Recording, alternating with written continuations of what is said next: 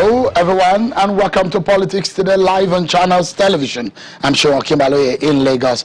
Let's begin tonight by telling you that President Muhammadu Buhari has traveled to the United Kingdom. The president flew out of Nigeria this evening from the Abuja International Airport. President Buhari is going to be attending a global education summit in London. The president says the president will participate in the Global Education Summit on financing global partnership for education. The summit, which will be co-hosted by the Prime Minister of the United Kingdom, Boris Johnson, and the President of Kenya, Uhuru Kenyatta, will bring together heads of state and government, as well as stakeholders and youth leaders, and provide a platform for partners to chart a way forward towards transforming education systems in partner countries through exchange of best practices. President Buhari will also hold a bilateral meeting with Prime Minister Boris Johnson. After the summit, the president will spend a few days for an earlier scheduled medical checkup. He's due back by the second week of August 2021. The president will be accompanied by the Minister of Foreign Affairs, Jeffrey Onyema, Minister of State for Education, Chukwuemeka Nwajiba, National Security Advisor, General Babangana Monguno, and Director General of National Intelligence Agency, Ambassador Ahmed Rufai Abubakar.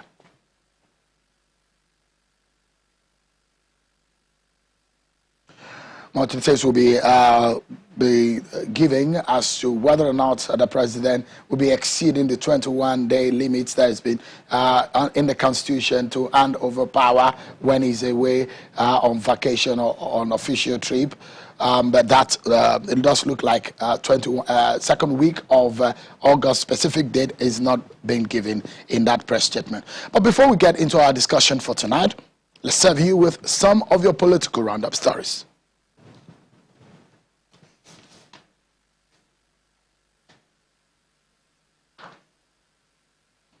It appears that will come just in a moment. Let's tell you that the Independent National Electoral Commission, INEC, has today begun the physical phase of its continuous voters registration exercise across the country.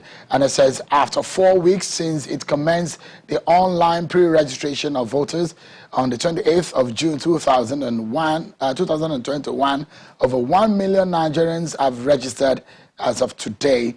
The number of new registrants has risen to 1,600,661 voters. Nigerians who pre-registered online can now complete their registration at those centers based on scheduled appointments. In addition, those centers are the LGA and INEC offices at the state. Other Nigerians who prefer to register physically or in person can now do so at those centers. You can see the breakdown for you there of how many people have voted. Over 1 million since the last 4 weeks or so that INEC began this exercise. I guess now we can bring you our political roundup stories.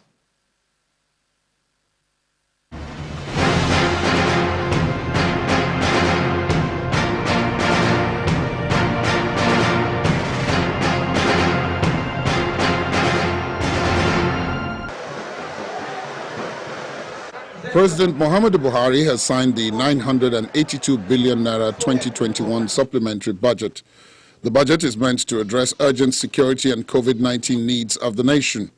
He commended the National Assembly for expeditious consideration of the document.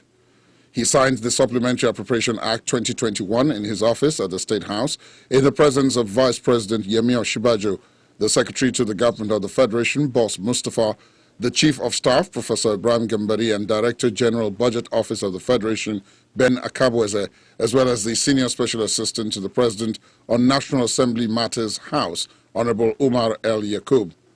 Of the amount, 123.3 billion is for recurrent non-debt expenditure, while the sum of 859.3 billion naira is for contributions to the Development Fund for capital expenditure for the year ending 31st day of December 2021. The proscribed leader of the indigenous people of Biafra, Nnamdi Kanu, has filed an application before Justice Binta Nyako of the Federal High Court in Abuja, seeking his transfer from the Department of State Services to Kuje Correctional Center.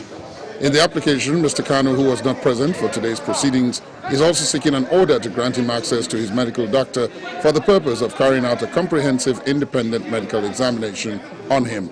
Meanwhile, Justice Inyako also expressed worry as to why Mr. Kanu was not in the court. She told the prosecution to be diligent with dates whenever she gives one, as his presence is required in the trial.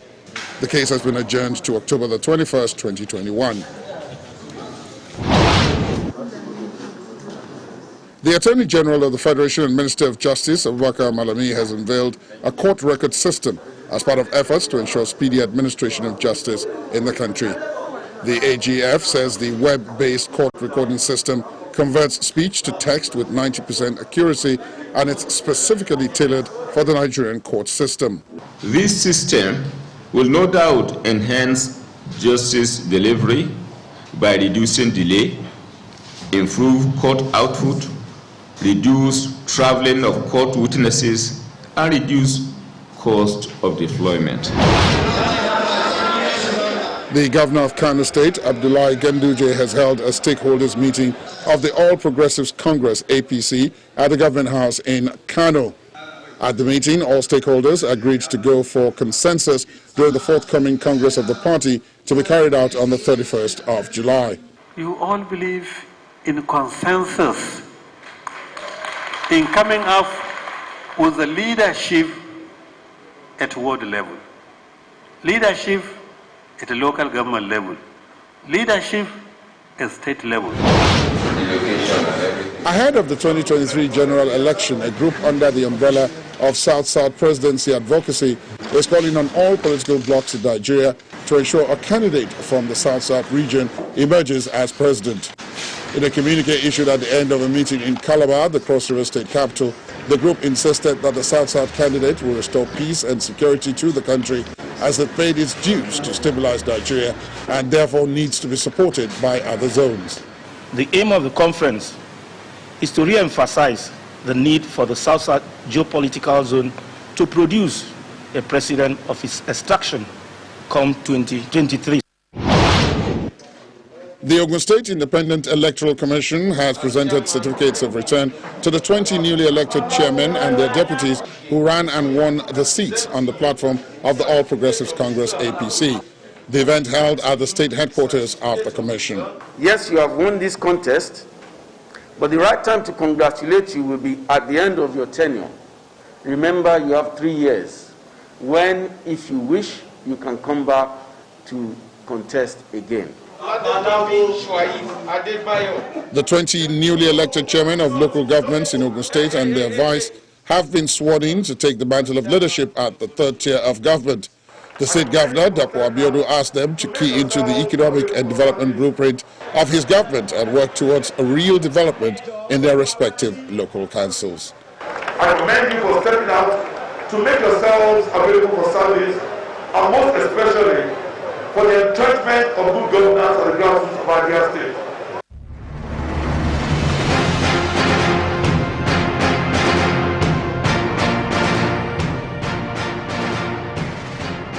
Thank you so much, everyone, for staying with us. It's one of those Mondays when governors come together and meet. When that happens, you know, it's a big deal to get talking about those things that is said. So for tonight, let's get talking. The governors of the People's Democratic Party, PDP, have met today in Bauchi State. And they met over critical national issues. The PDP governors have demanded that the National Assembly should adopt electronic transmission of results in the proposed Electoral Act Amendment Bill, and equally request INEC and all communication bodies to deploy technology and ICT in rural communities before the 2023 general elections.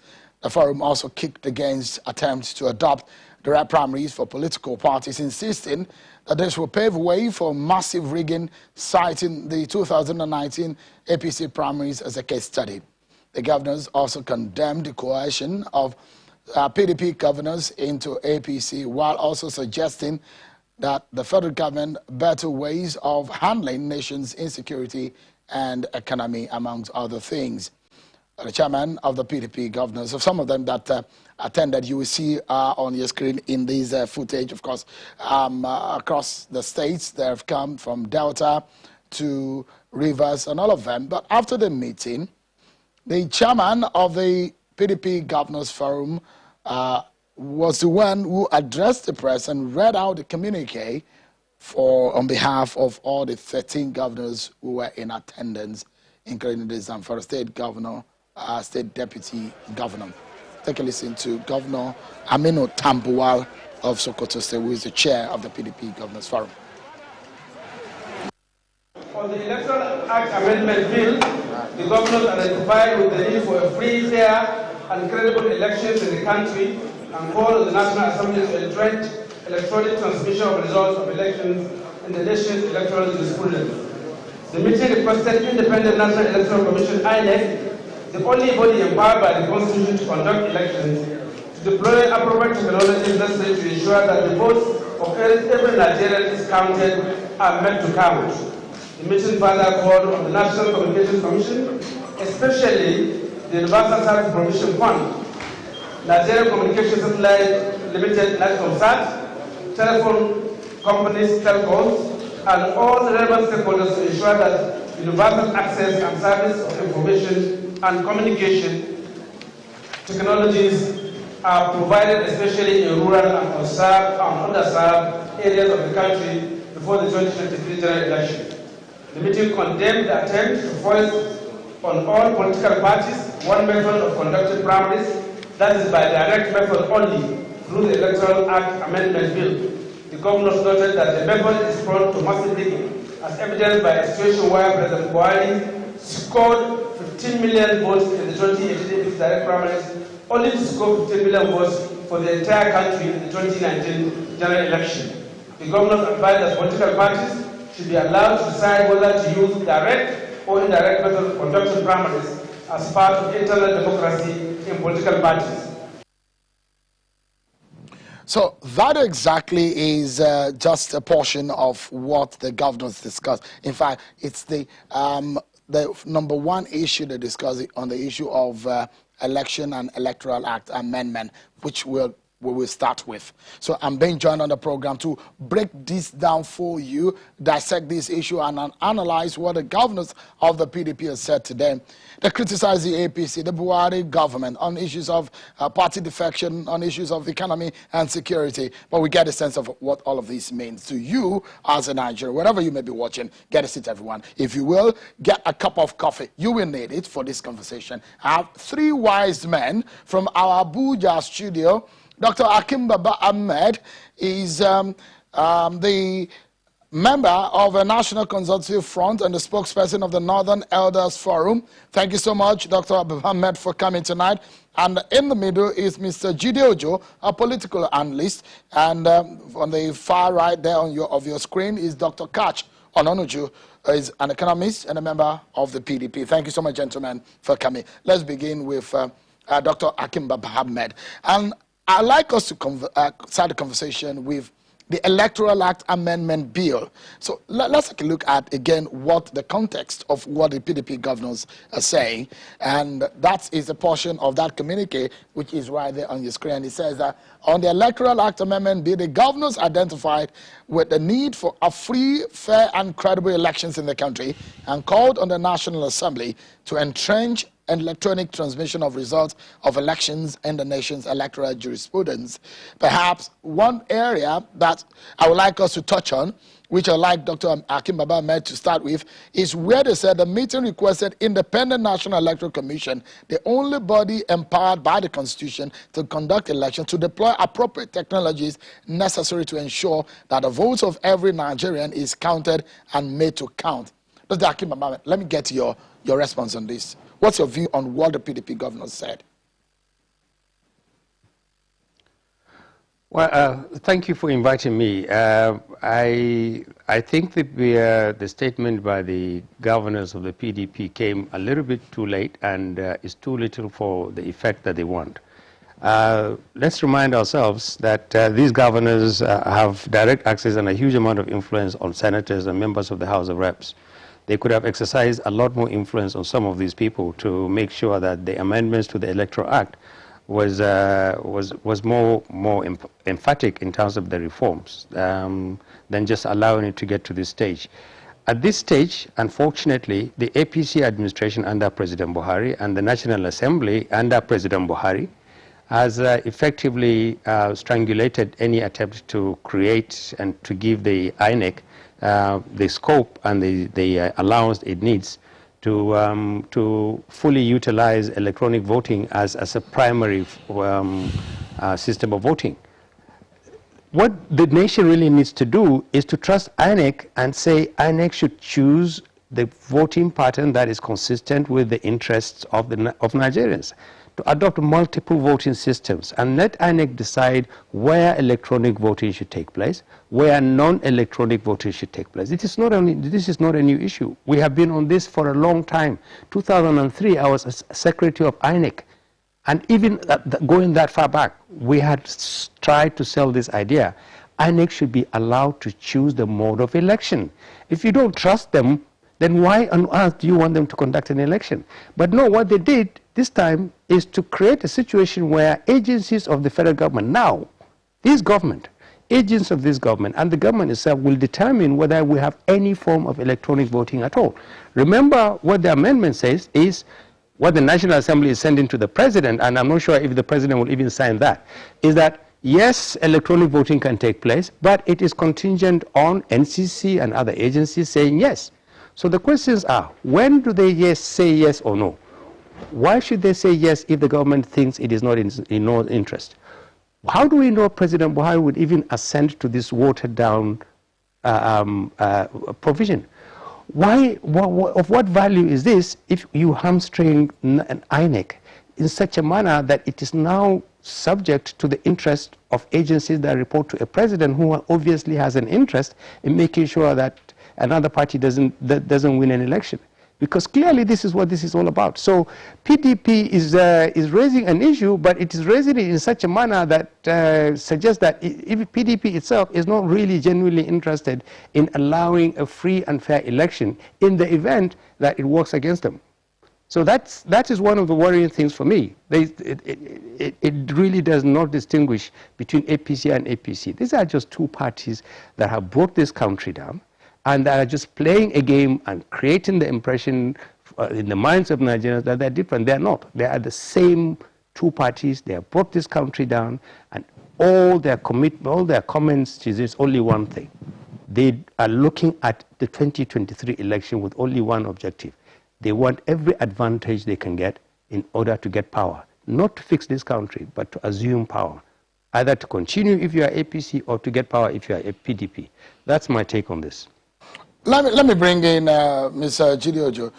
The PDP is criticizing what part of the amendment, according to the PDP, it is saying that they're condemning the attempt to foist on all political parties one method of conducting primaries, that is by direct method only through the Electoral Act Amendment Bill. And they gave an example of the APC primary. Your take on that?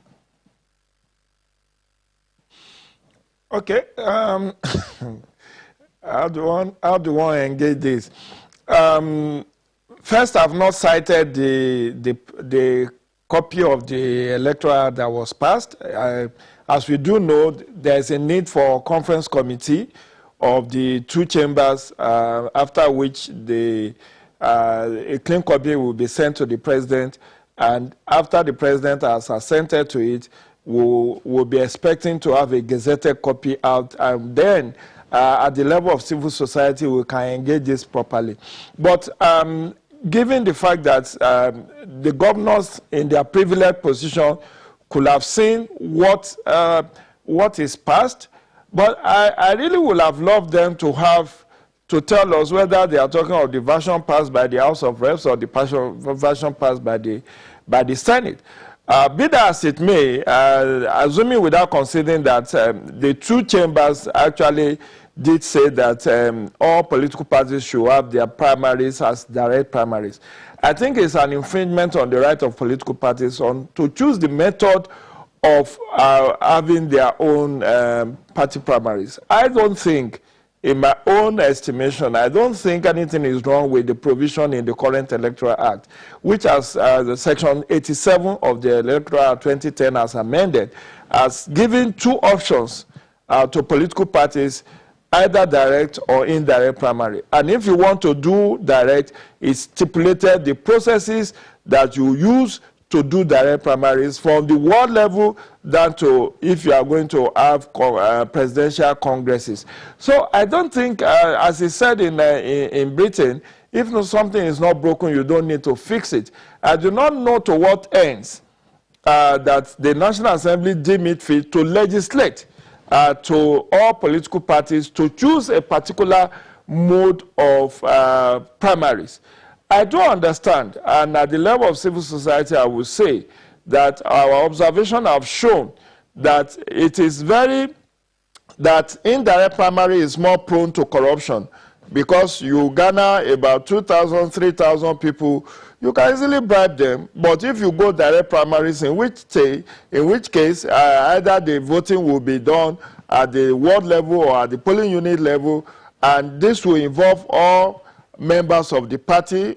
Maybe some parties will say if you are a financial member, that's when you'll be qualified to engage, to be a delegate or to participate in that. I do understand that indirect primary is more prone to corruption, but be that as it may, I don't think it's right not to give option to political parties and to make it, to insist that it has to be only direct primary. Direct primary, as we know, is much more expensive to organize at the level of political parties. We then will raise the issue of, nomination forms.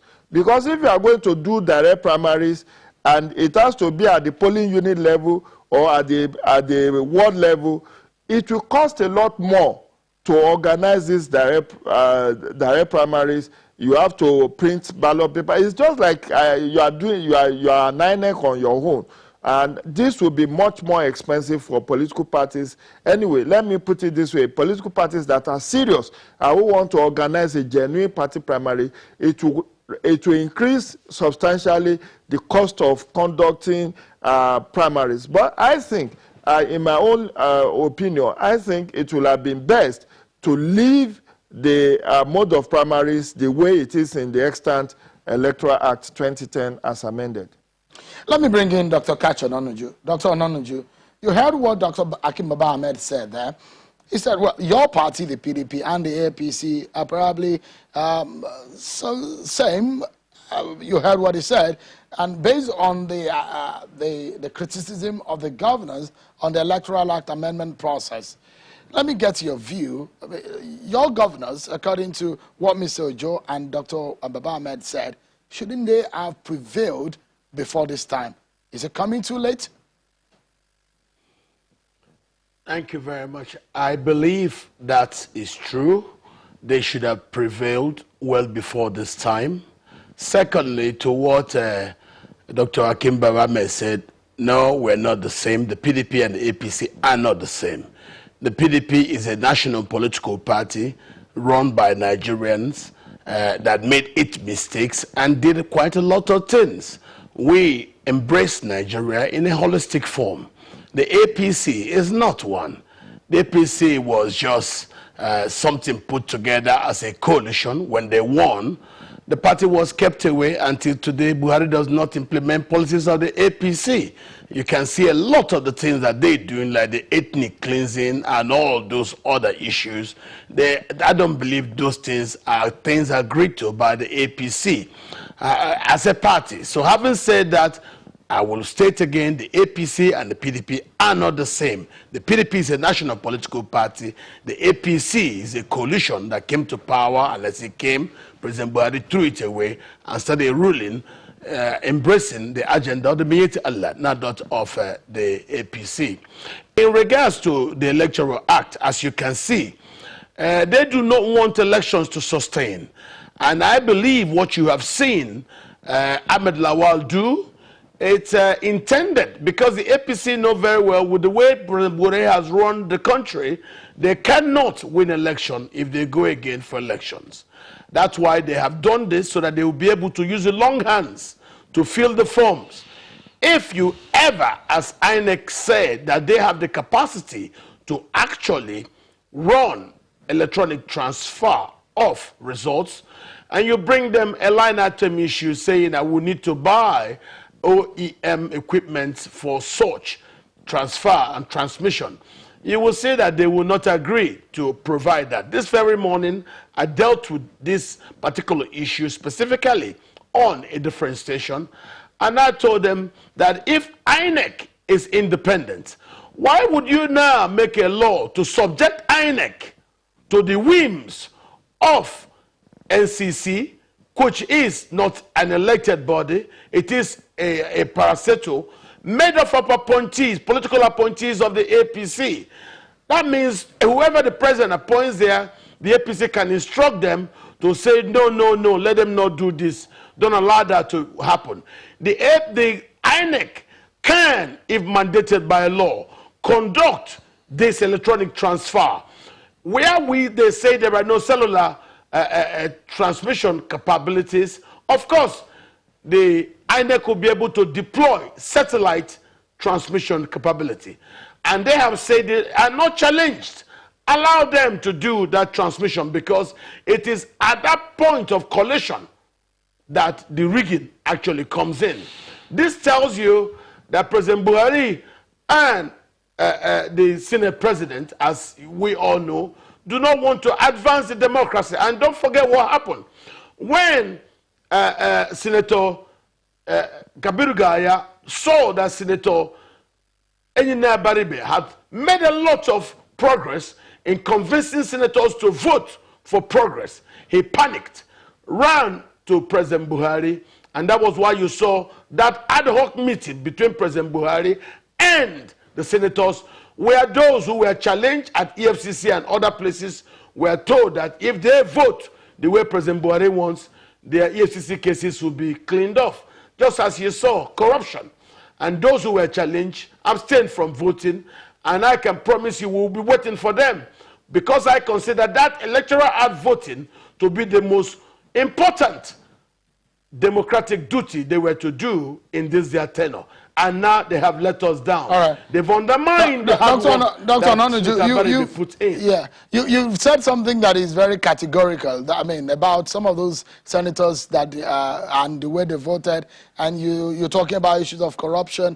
I mean, I'm not sure you have any evidence to support what you just said, because these are the integrity of some people that this statement will impugn. I do have, because after this, I went to the Senate and spoke to my leaders, and I was told what happened. It was at that particular meeting that they were held record on the 14th, organized by Senator Kabiru Gaya as he ran, when he saw that Senator Baribe had made a lot of progress in convincing senators to actually back electronic voting. We're due for a break, Dr. Ononuju. All those things occurred. We're due for a break. I'm just pointing that to you because someone told you, not like you were personally there at the meeting with the president, and that's what I'm trying to say, and because of the integrity of some of the people that you've talked about. But we'll take a break. And when we come back, the standpoint of the PDP governors today, we're taking a closer look. They made a very categorical statement about the matter of defection. They said they are hounding their members and their governors. We dissect that issue when we return from the break, everyone. Join us again.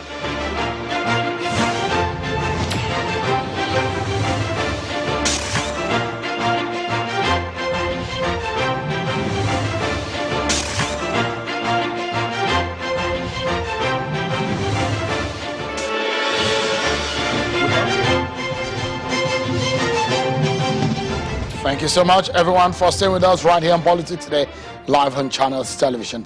Let's get back to the conversation with the three wise men that I have for you in our Abuja studio. We've been deliberating on the outcome of the PDP's Governors Forum meeting in Bauchi.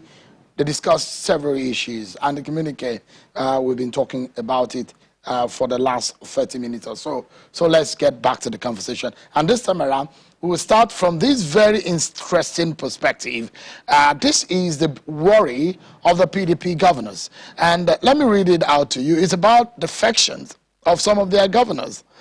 They say that they condemn, okay, there you go on your screen. The meeting condemned once again the use of underhand tactics of arm twisting some PDP governors and other stakeholders to join the APC, a political party that has wrecked Nigeria's economy, turned Nigeria into a killing field, and has nothing to offer Nigerians but mystery and bad governance. They went further to say the governors condemned Mr. President and APC for turning the presidential villa that belongs to all Nigerians into the APC headquarters, where coerced PDP members are being paraded at intervals. Let me begin again with Dr. Hakeem Baba Ahmed. Your reaction to the statement of the PDP. It does look like some kind of frustration coming from the PDP. Is it? Well, I think it's just we are beginning to witness the beginning of mutual destruction, which is a good thing for Nigerians. If governors have evidence that State House, the villa, is using extra legal and political muscle to peer away governors from their parties, I wish they would share some of this information with us. There have been defections on both sides. Like I said earlier on, we're dealing with one and the same thing. We've had governors from the other party who a governor just changes dress and comes back and sits and says, I'm APC. And the next day, a governor will also defect and says, I'm PDP. These are the same people. This is, in the last 16 years, or since 1999, it's these two parties that have destroyed this country. And they're playing the same game all over again. We're not impressed by arguments that somebody is poaching somebody's governors or legislators. They have been doing this thing for a long time. They will continue to do this thing. What we're witnessing is the beginning of the destruction of these two parties. And believe me, honestly, I think it's a good thing for this country. It's good for Nigerians to recognize and to understand that what these two parties are focusing on is not the insecurity, is not poverty, is not joblessness, it's not the state of the country, it's not about amending the constitution to fix this country. It's about power. It's about getting power in 2023, irrespective of how they do it. And this is a good thing. They will continue to poach each other's people. It is that easy to poach a governor, for goodness sake. You get millions of voters who say, we're voting for you and your party, and the governor simply changes his mind and says, okay, I don't want your party anymore. I'll continue to keep the power. These are the same people. How many, close to 80% of our politicians today have been in one of these two parties or more. Close to 80% of them. What does that tell you about the morality of these people? They don't consider the democratic process anything. They don't have respect for Nigerians. They don't have respect for values. They don't have a moral standard. Tomorrow, the same people who are complaining among the PDP governors, tomorrow you could see somebody else defect. And you can either have you could also have 2 or 3 APC governors defecting to PDP. This is the class of people that are telling us they will lead this country through a major process of reconstruction after President Buhari finishes wrecking this country. Are these the kind of people who will come back to us next year and start telling us to trust them again with power? These same people who are just simply shedding crocodile tears because right now they're on the losing end and they want us to trust them. What is the PDP as a party said to us about how it is going to deal with insecurity? What did the PDP say? What is it going to do about bringing the different parts of this country together? What has the PDP said about where is its economic blueprint? To do with unemployment, to do with the rebuilding of the Nigerian economy. All they're interested in is 2023. What are you going to do with 2023? Because between now and 2023, in 1.5 years' time, APC would have completely wrecked this country. You are going to take over a country that has been effectively destroyed by a party that has been substantially produced by PDP. And what are you going to do with this country? How are you going to fix this country? Where is your blueprint for what happens to Nigeria in 2023? So for me, what the PDP is saying is exactly what APC would say if it's on the other, if the shoe is on the other foot. This country is in trouble, not so much because of banditry and kidnapping, but precisely because of this kind of people. From the president down to the governors to the National Assembly, every politician is ripping Nigerians off. And the earlier we recognize this, the better. All right. Mr. Jiriojo, your take on this PDP's statement that they've turned the villa into the APC headquarters. Anyway, it didn't come to me as a surprise, actually, that these allegations are being made by the PDP. Again, looking at 16 years of PDP in government, did they fare any better? I recall writing an article in 2014, December 21, 2014. You recall that there was a fundraiser organized by PDP for the re-election of then Dr. Goodluck Jonathan. Where was it held? It was held in the banquet hall of the presidential villa. And I wrote that it's an abuse, it's a gross abuse of power. There is Transcorp, there are other hotels, there are other venues. You could go to International Conference Center, but why did you have to do a fundraiser using the state resources, which is not available to all the other political parties? And then they say, they claim they realized 21 billion or something, which is a clear breach of campaign finance regulations.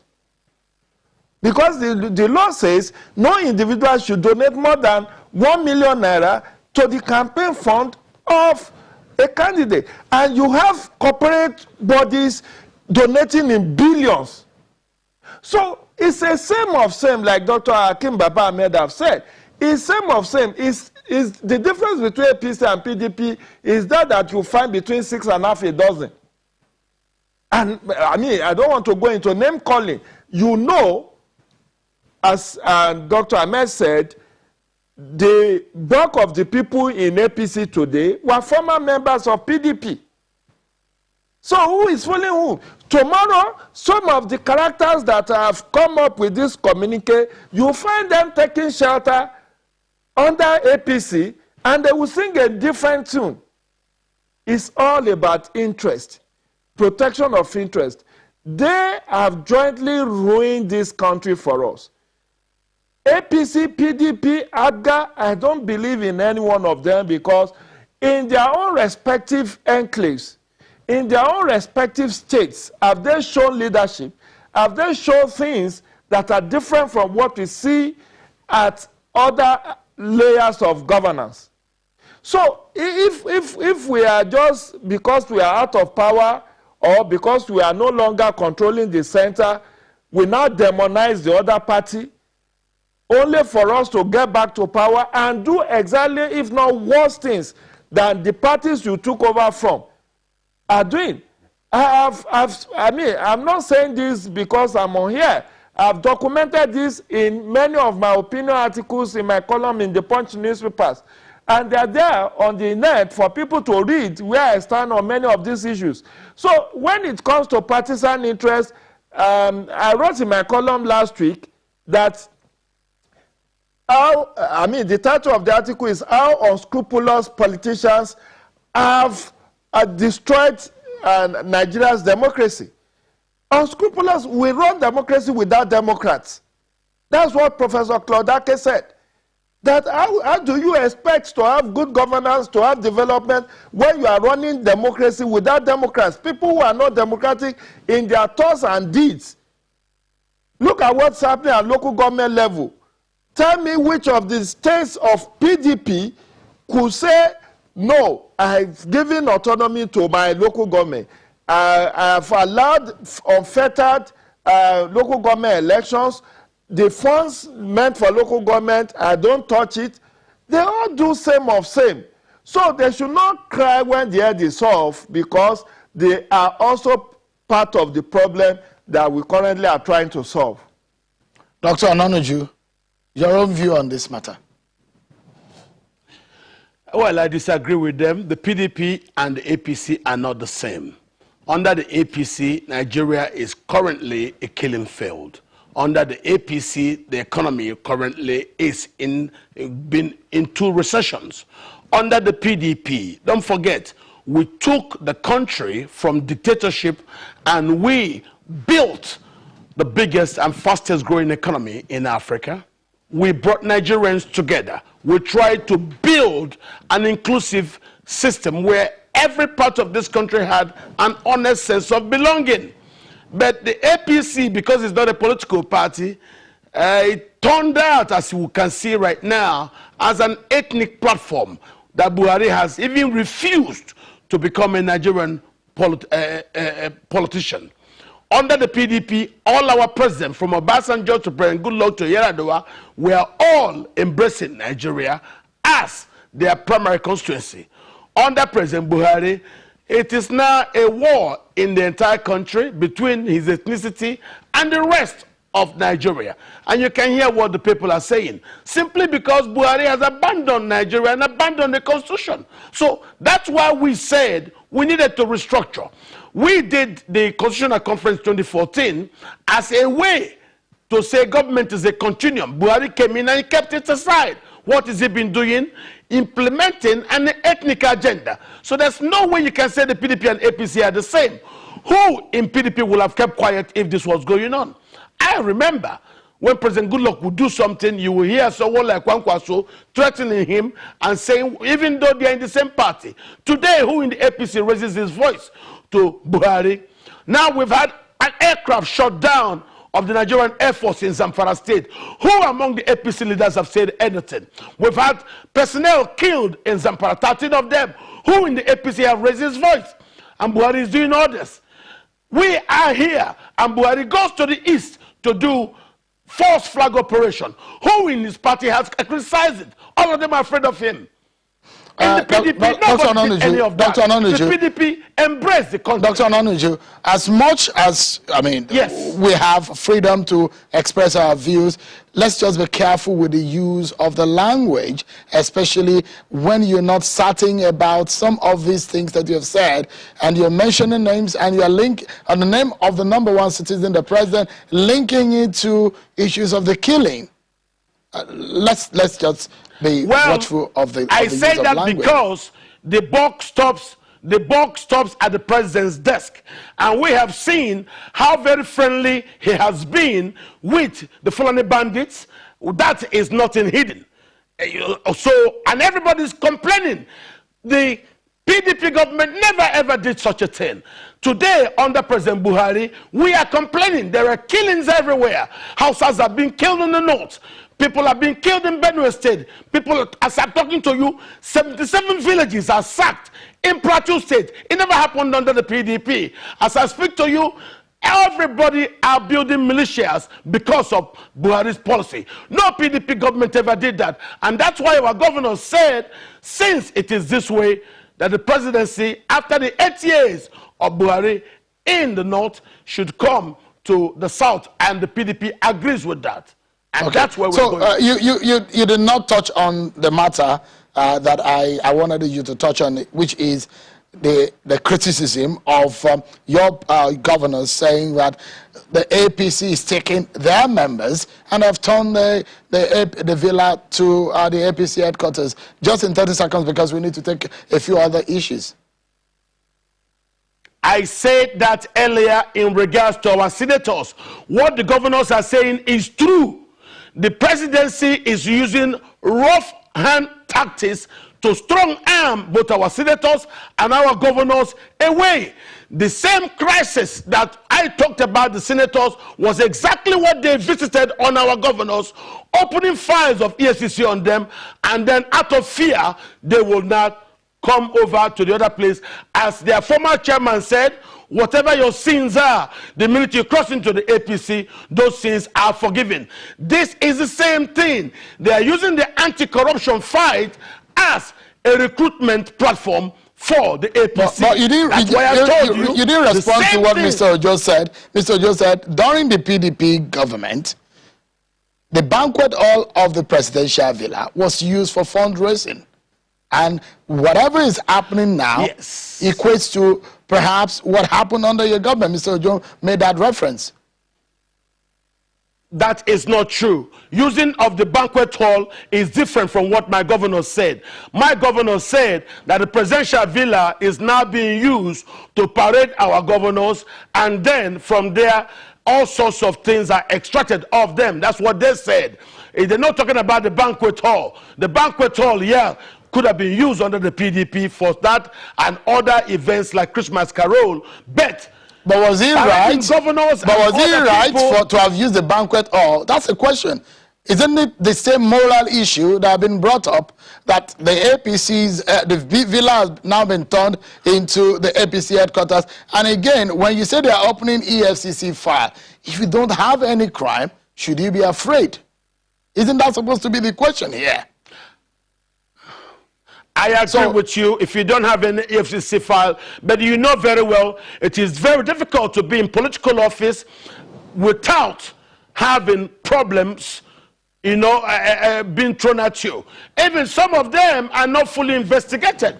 They simply will tell you this is that. If you agree, we will stop investigation. If you agree, we'll stop prosecution. And before you know it, such strong arm tactics do work. They work.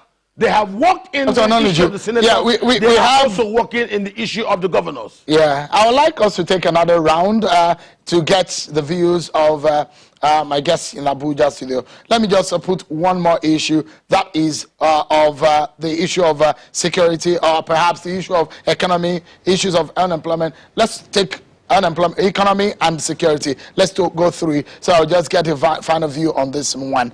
So the economy first. They said that on the economy, the meeting admonished the APC federal government to collaborate more with state governments to stem the unemployment scourge affecting the youth of Nigeria through technology and increased production in all fields of endeavor. They went further to say that they through technology and increased production in all fields of endeavor, reiterating that government should stop paying lip service on the ease of doing business as foreign direct investments have continued to fall, partly due to obstacles placed on foreign companies wishing to invest in Nigeria. A glaring example is that of Facebook, who insisted on investing in Nigeria rather than Ghana and is being frustrated by regulatory authorities. I think we should get a minute each of my guests on this one. Dr. Akim Baba Ahmed, what's your view on this one? We just have a minute each for our final thoughts. I think the PDP is being poorly represented, but both by the governors and, with due respect to my brother here, by him speaking for PDP. PDP can do a lot better than this. Look, this is a party. Some of the governors who attended the meeting in Bauchi State were the same governors who collaborated, who stood up with the APC governors a few weeks ago and demanded that power should shift to the south. PDP governors lined up and said, bring power to the south. There's absolutely no difference between these two. There's nothing going on in the PDP or in the APC that should tell Nigerians that there is genuine concern about the economy. For instance, why doesn't the PDP, if I was advising the PDP, and I wouldn't do it the same way as Dr. Kach is doing, with due respect to him, I would do it in a completely different way. I would spend my time and my energy to do a thorough analysis on what is wrong, including what the governors are doing, because they are major culprits in this country, PDP and APC governors. They are destroying the economy. There's a lot of things that are doing wrong, in terms of making unemployment worse and keeping more and more young people out of jobs, out of businesses, out of what they have the same problem. You wouldn't find a single difference between an APC governor and a PDP governor when it comes to the manner in which they operate.